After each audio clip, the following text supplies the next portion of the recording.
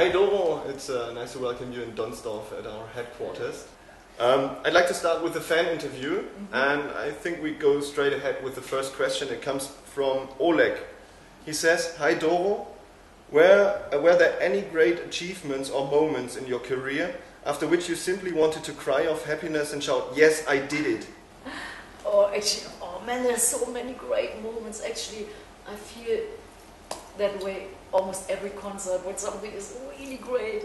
And after the last encore, usually when concerts are very long, sometimes they're up to 3 hours. And then, when I feel I made people really happy, then I always feel that way in almost every gig, big or small. John Leroy Linde says, "Doro, many fans have Doro-related tattoos. Have you ever considered putting a page or two of photos of the tattoos in one of your box sets?" Yeah, actually, we always try to put as many fan photos into our booklets, and sometimes I must say, I'm a little messy, so I don't keep track of all the stuff when I'm on tour and have millions of bags, and sometimes I get photos and then I'm probably still in the tour bus somewhere in South America.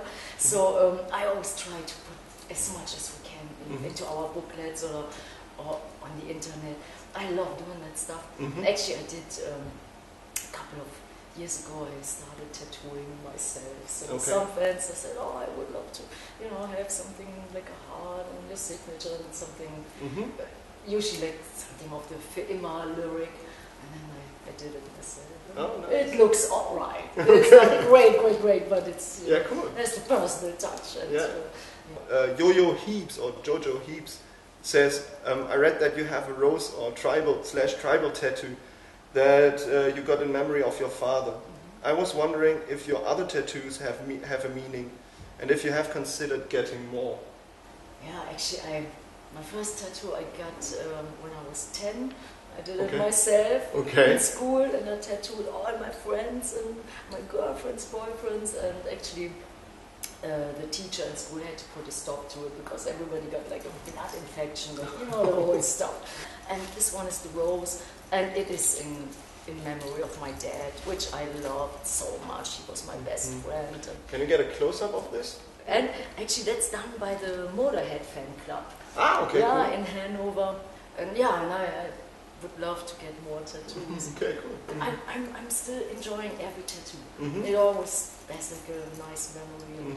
Even when they're like not so beautiful, like the self-made ones, the homemade ones, but I still love it. Steve Cooper, "As much as I love your German songs, I was wondering if you have ever considered re-recording them into English for your English fans. Maybe release them as an EP?"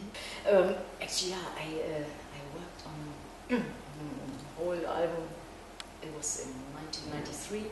We actually tried to translate Bad Blood, Angels Never Die, the whole album into German. But I thought, if a song comes out, for example in English, or when it first comes out in German, there's a certain magic to it, and you can't necessarily put it into another language. Sometimes it works great, but not all the time. So a whole album in German, I don't know. So far it didn't work. An EP, of course, it would be possible.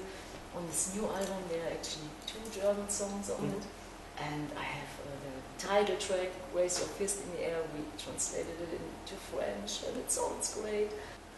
All right, Steve Cooper says, "Are there any singers you would still love to do a duet with? Or are there any that you regret you didn't sing with or never had the chance to record a duet with? For instance, I would love to have heard you do a duet with Ronnie James Dio." Yeah, when you were starting to read this question, I could feel that it's about Ronnie, and yes, I would have loved to do a duet with Ronnie.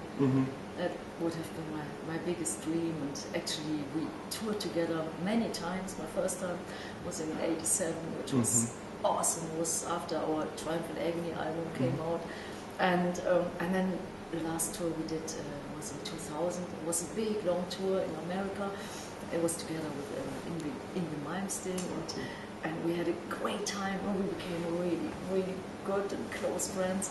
Yeah, and then the last couple of days days actually we did some songs together. It was like the last leg of the tour in Florida. Sure enough, Ronnie came back from the monitor desk and he had a second microphone, and then he said, "Here, you know, come up and, you know, let's do it together." And like, and he said, "No, come." And he was such a gentleman, and then we sang a couple of songs together, and then actually we did it, throughout the rest of the tour. And actually on the new record, I have a song, and it's written to honor and, you know, to say thank you to Ronnie James Dio for all his great stuff. And the song's called Hero. Okay, nice. Okay. I think it's beautiful. Maybe in the next live. Next stage, whatever it is. Yeah.